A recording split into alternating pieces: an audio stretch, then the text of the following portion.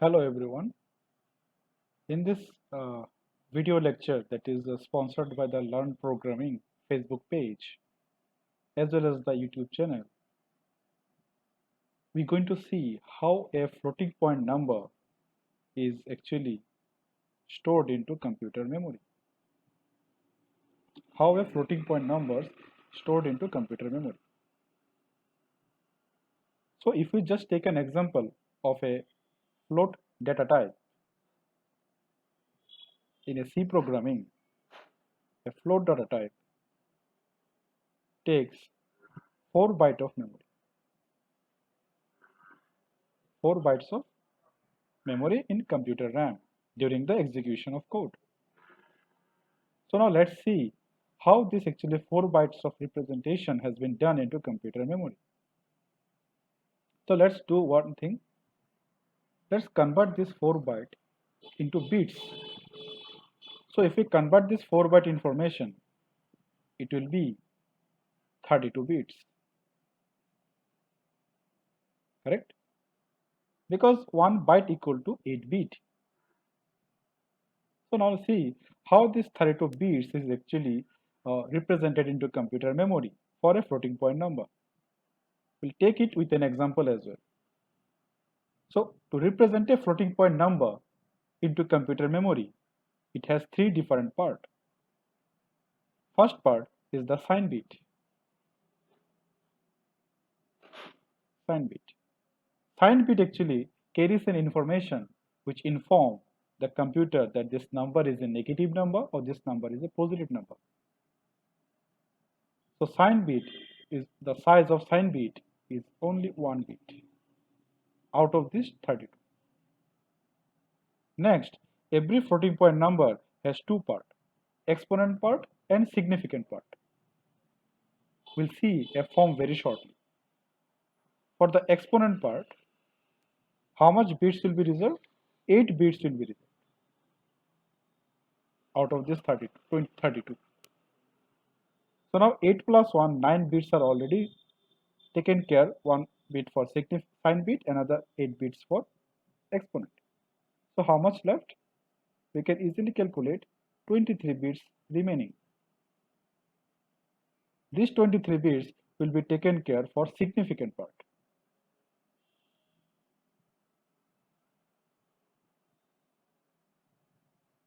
$23 bits. So now let's see how this representation is actually done. Let's take an example. So I'm taking an example of floating point number 15.75. A floating point number. So computer follows different steps, almost 5 to 6 steps to save this number into computer RAM in a formation of binary. So let's take step-by-step process. Step number 1. Step 1. What is all about step 1? Step 1 is that convert this number to binary number. We need to convert this number at first to binary form. So before we need to convert it binary form, there are certain rules we need to know. How to convert a floating point number into binary? Because there is 2 parts. One is the fractional part, another is the integer part of this floating point number. So what are the steps? First is, please note down, first the step number A is convert the integer part into binary.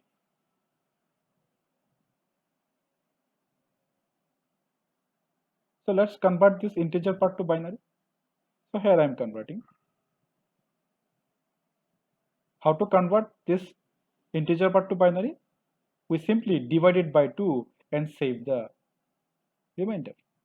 If I divide 15 by 2, result is 7 and the remainder is 1. Further divide it by 2 till the quotient part become 1. So if we divide it by 2, the quotient is 3 and the remainder is 1. Repeat this step again. If I divide it by 2, the quotient part is 1 and remainder is also 1. So here we get the binary form of this 15. So binary of 15 is 1, 1, 1, 1. Now what left? Now this 75. So now step 1, part B. Convert the decimal part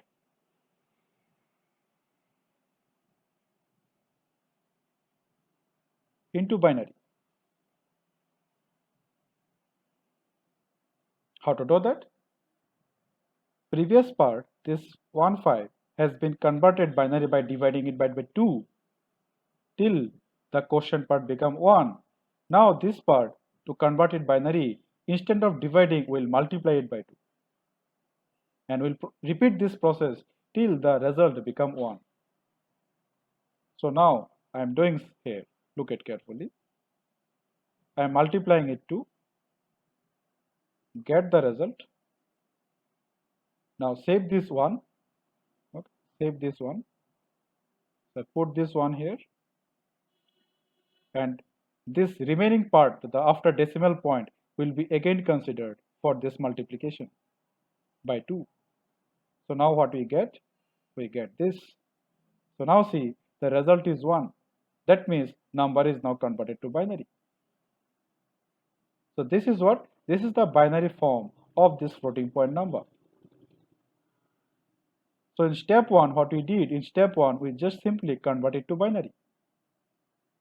Next, now step 2. Please note down, step 2. Step 2, convert this binary number into significant or in exponential part. In exponent form, make it in the exponent form. So now use this equation, 1 point significant bits multiplied by 2 to the power exponent. This convert this one to this form, normalized form. Convert this binary number to this form. So let's convert it.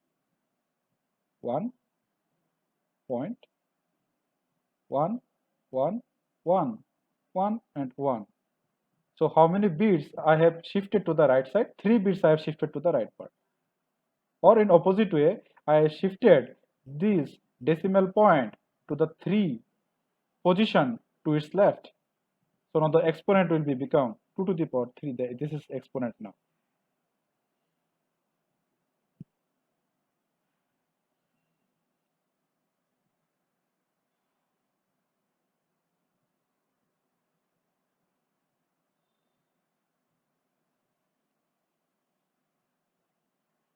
This is exponent now.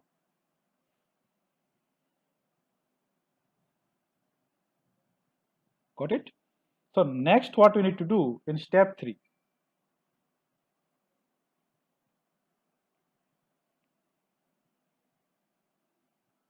Step 3 is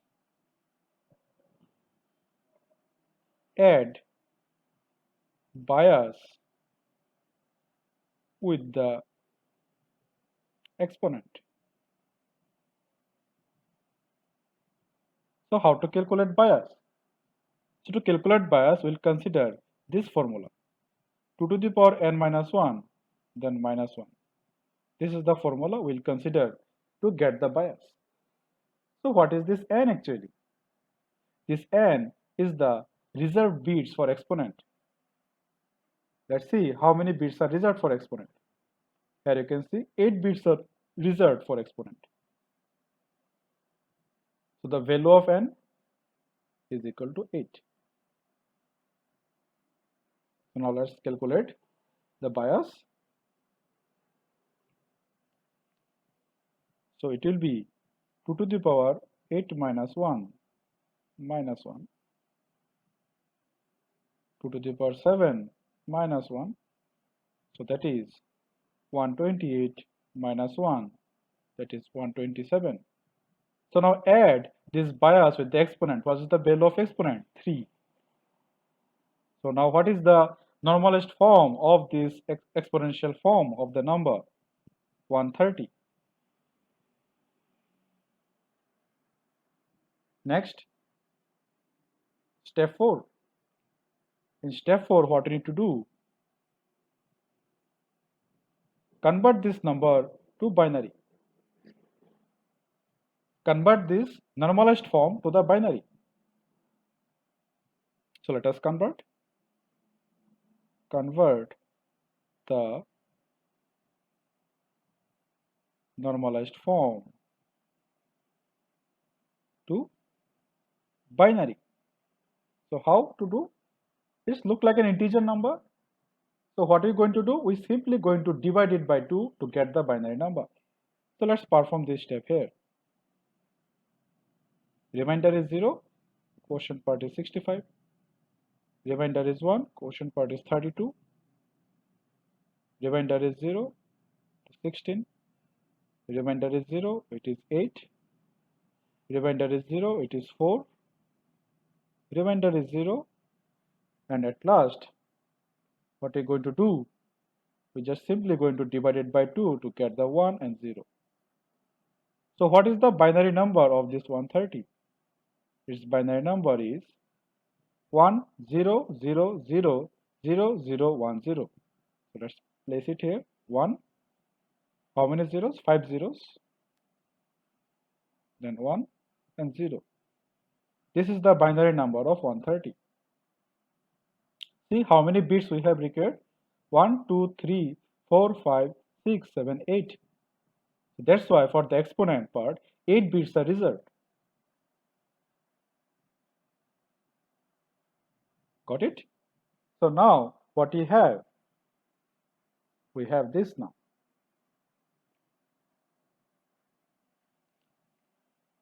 The sign bit, if we just draw the memory hierarchy, yes, here you can see the sign bit is 0 now because it is a positive number, and for the next 8 bit 2, 3, 4, 5, 6, 7 and 8 we're going to place it here.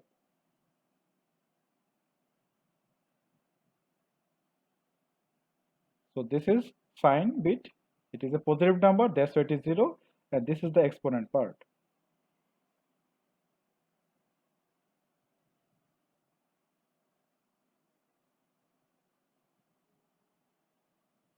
Now let's go to the significant part.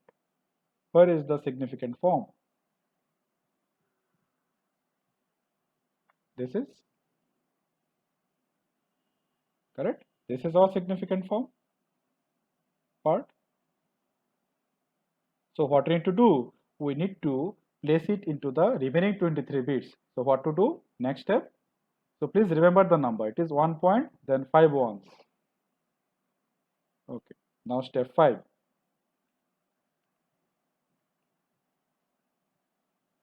So what is the significant form that we have? This is correct. So what to do? Now drop the initial one from the number. Okay, drop it. And now if I just represent the floating point number into memory, see how it is look like. Initial, the sign bit is 0. Then we have the 8 bit. Okay, 1, 5 zeros, 1 0, and here we are considering we have in total 23 bits remaining for the significant part. So how many ones are left? 4. 1, 2, 3, 4, and all are will be placed as 0.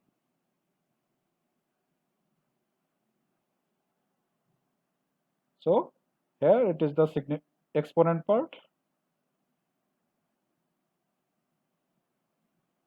Remaining is the significant part.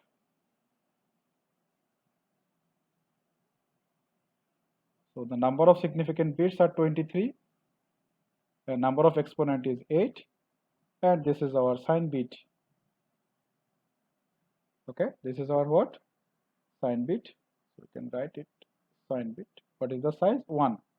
So now 1 plus 8, 9. 9 plus 23 is equal to 32 bits. So this is the way a floating point number is actually represented into computer memory. So let's see the steps again. It's a quick revision. Here we started with the example 15.75. Okay, and initially we converted the integer part to binary. So this is the outcome of integer part to binary for this step. We have put it here. Next we have converted to the fractional part to binary as a step B of step 1. Instead of dividing 2, we simply multiply it by 2, and we'll repeat this step till we get this part as 1, till the number get 1. So in the very second stage of multiplication, we get the number as 1. So we place it here. Now step 2, what is step 2? Step 2 is to convert this, represent this number into exponential form. Represent this number into exponential form. So what is the formula? 1 point significant bits multiplied by 2 to the power exponent. So what we did, just we keep this one before the decimal point and all other bits are shifted after decimal point. So here you can see decimal point is coming from here to here. So that means decimal point is shifted to its 3 position to the left. So that's why exponent become 3.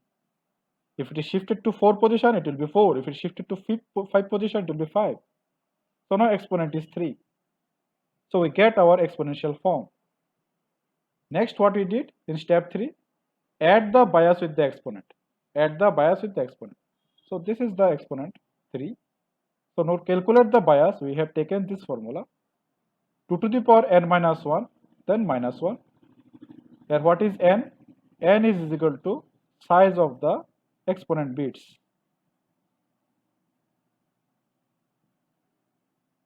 So how many bits are reserved for the exponent? 8 bits. So here I replaced n by 8, then I get this value 130. This is the normalized form of the exponential number, exponential form. Okay. So now step 4. What step 4? We are working with the exponent only. We are not working the significant yet. We have not started any work with it. So now convert this number to binary. How to do? It is an integer number. So simply divide it by 2 till the quotient part become 1. So see, now count how many bits are there. 1, 2, 3, 4, 5, 6, 7, 8. That's why size of the exponent is 8 and n equal to 8. So now we have represented the sign bit because it is a positive number. So sign bit is 0 and the next 8 bits are reserved for the exponent part. So now what left? If you remember, now our significant part is left. This is our significant bits, correct? Now this part need to be placed. It is already in binary. It is already in binary into the computer memory. So if I am considering this is the memory hierarchy of 32 bits of a floating point number. So first bit is reserved for the sign bit. Next 8 bits are reserved for the exponent. So here you can see,